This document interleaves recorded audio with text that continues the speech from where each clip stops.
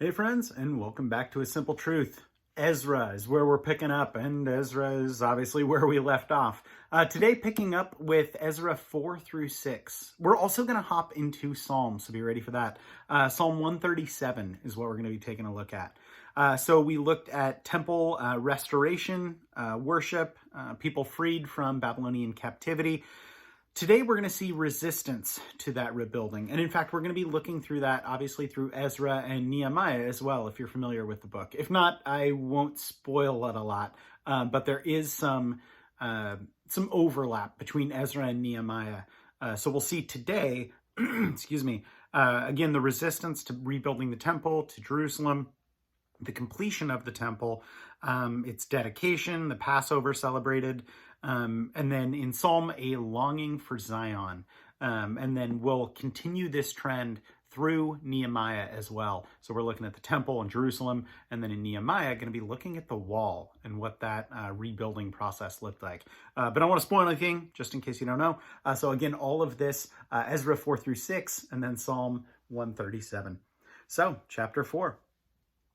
Now, when the adversaries of Judah and Benjamin heard that there was descendants of captivity were rebuilding the temple of the Lord God of Israel, they came to Zerubbabel and the heads of the fathers' houses and said to them, "Let us build with you, for we seek your God as you do, and we have sacrificed to him since the days of Esarhaddon, king of Assyria, who brought us here."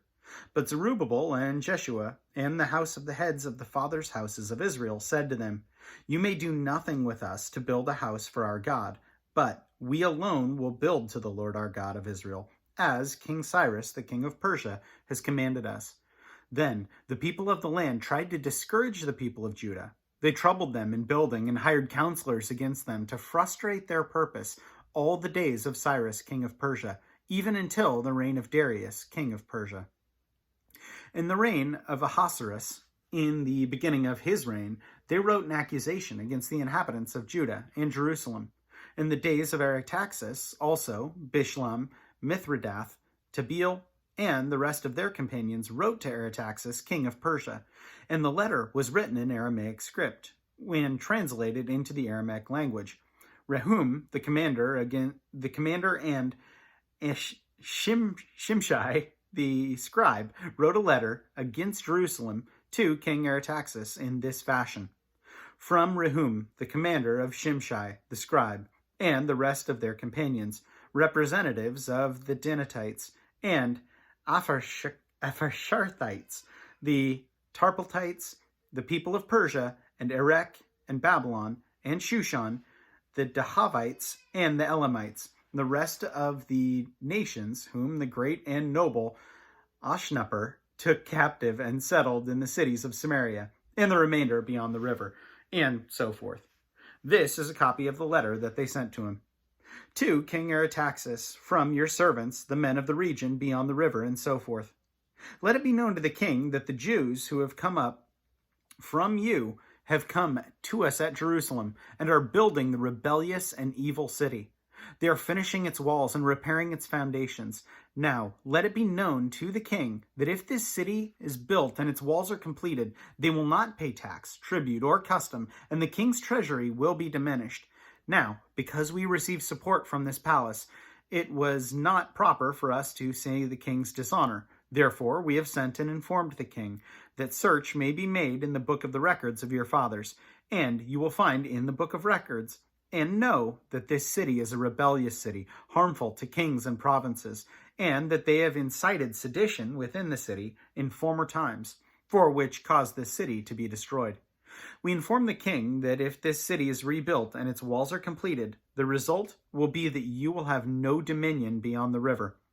The king sent an answer to Rehum, the commander, to Shimshai, the scribe, to the rest of their companions who dwell in Samaria, and to the remainder beyond the river, peace, and so forth.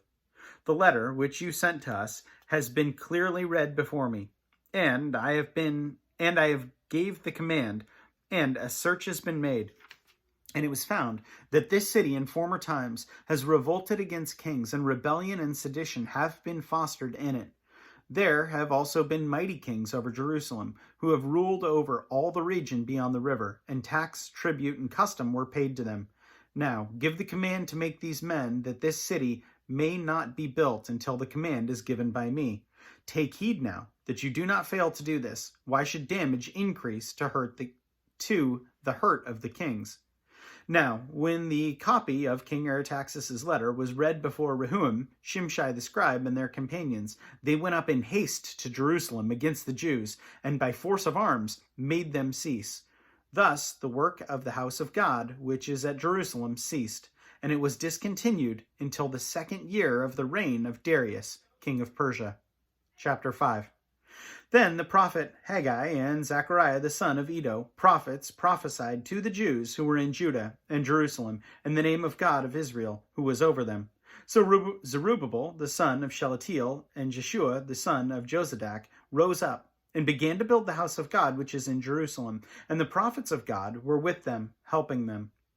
At the same time, Tattenai, the governor of the region beyond the river, and Shethar-Bonzai and their companions came to them and spoke thus to them: Who commanded you to build this temple and finish this wall? Then, accordingly, we were told the names of the men who were constructing this building. But the eye of their God was upon the elders of the Jews, so that they could not make them cease till a report could go to Darius. Then a written answer was returned concerning this matter. This is a copy of the letter that Tattenai sent.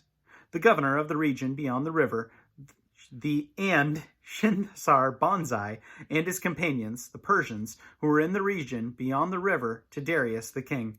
They sent a letter to him, in which was written thus: To Darius the king, all peace. Let it be known that to the king, that we went to the province of Judah, to the temple of the great God, which is being built, with heavy stones, and timber is being laid in the walls, and this work goes on diligently and prospers in their hands. Then we asked these elders and spoke thus to them: Who commanded you to build this temple and to finish these walls? We also asked them their names to inform you, that we might write their names of the men who were chief among them. And thus they returned us an answer, saying, We are the servants of the God of heaven and earth, and we are rebuilding the temple that was built many years ago, which a great king of Israel built and completed. But because of our fathers provoked the God of heaven to wrath, he gave them into the hand of Nebuchadnezzar, king of Babylon, the Chaldean, who destroyed this temple and carried the people away to Babylon. However, in the 1st year of Cyrus, king of Babylon, King Cyrus issued a decree to build this house of God. Also, the gold and silver articles of the house of God, which Nebuchadnezzar had taken from the temple that was in Jerusalem and carried into the temple of Babylon, those King Cyrus took from the temple of Babylon, and they were given to one named Shishbazzar, whom he had made governor. And he said to him, Take these articles, go and take them and carry them to the temple site that is in Jerusalem, and let the house of God be rebuilt on its former site. Then the same Sheshbazzar came and laid the foundation of the house of God, which is in Jerusalem. But from that time, even until now, it has not been under construction, and it is not finished.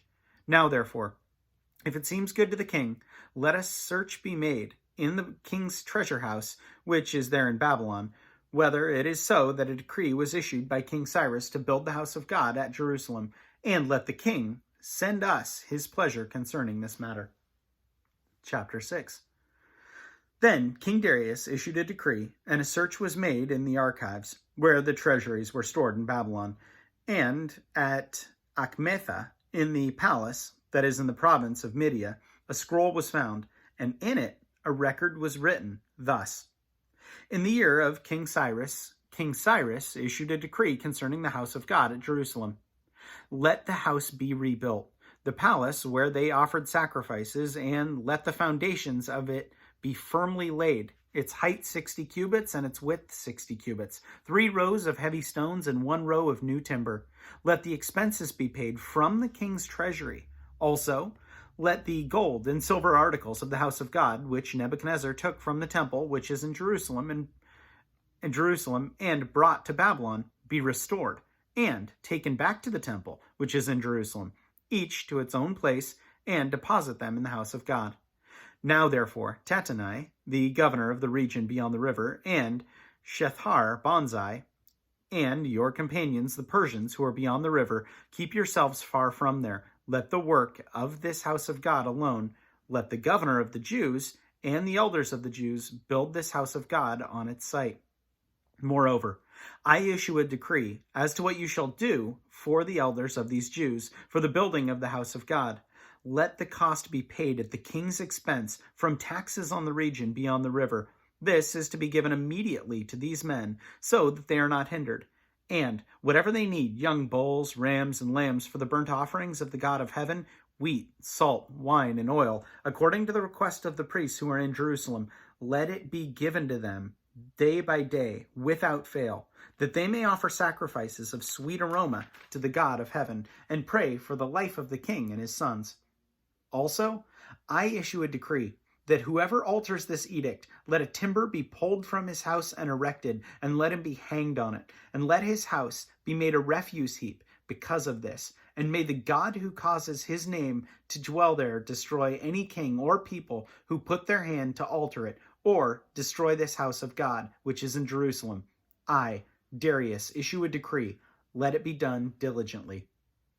Then Tattenai, governor of the region beyond the river, Shethar-Bonzai, and their companions diligently did according to what King Darius sent.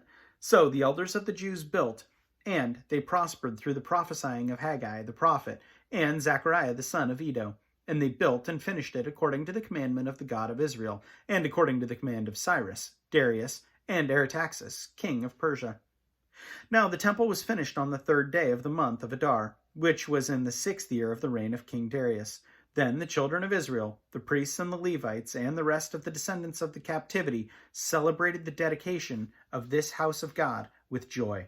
And they offered sacrifices at the dedication of this house of God, 100 bulls, 200 rams, 400 lambs, and as a sin offering for all Israel, 12 male goats according to the number of the tribes of Israel. They assigned the priests to their divisions and the Levites to their divisions over the service of God in Jerusalem, as it is written in the book of Moses. And the descendants of the captivity kept the Passover on the 14th day of the 1st month, for the priests and the Levites had purified themselves. All of them were ritually clean. And they slaughtered the Passover lambs for all the descendants of the captivity for their brethren, the priests, and for themselves.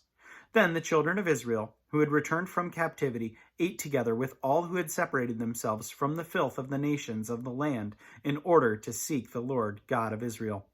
And they kept the feast of unleavened bread 7 days with joy, for the Lord made them joyful, and turned the heart of the king of Assyria towards them, to strengthen their hands in the work of the house of God, the God of Israel. And Psalm 137. By the rivers of Babylon, there we sat down, yea, we wept. We remembered Zion. We hung our harps upon the windows in the midst of it. For there were those who carried us away captive, asked of us a song, and those who plundered us requested mirth, saying, Sing us one of the songs of Zion. How shall we sing the Lord's song in a foreign land? If I forget you, O Jerusalem, let my right hand forget its skill. If I do not remember you, let my tongue cling to the roof of my mouth. If I do not exalt Jerusalem above my chief joy. Remember, O Lord, against the sons of Edom, the day of Jerusalem, who said, raise it to its very foundation. O daughter of Babylon, who are to be destroyed, happy the one who repays you as you have served us. Happy the one who takes and dashes your little ones against the rock. That's some really strong words. I had kind of briefly gone through that when I was looking mainly at Ezra, but those are some incredibly strong words from that psalm, and rightly so. There's that longing for a lost land, longing for a land that that they know is their destiny, I guess. And I think I was struck a little bit with that too, of a longing for a foreign land that we know is our inheritance, an inheritance that we don't deserve of our own doing, but we only deserve of Christ. So that's what stood out to me initially. And then going through and reading this again and recognizing that God made these provisions for his city to be rebuilt, so that when kings and governors take a look and say, oh, is there any word about this being rebuilt? Yes, there is, and in abundance and very clear. And woe to the one who changes these words. There's so much provision and protection. It's almost like God knew what was going to happen. It's so cool to see this. And I don't mean to make light of that, but that's how people often read it. But the idea that God has and will continue to provide for his people and what he wants done, and that is absolutely amazing. Anyway, that is what I took from today. As always, friends, thanks so much for joining. And yeah, hope you have a great rest of your day. See you guys.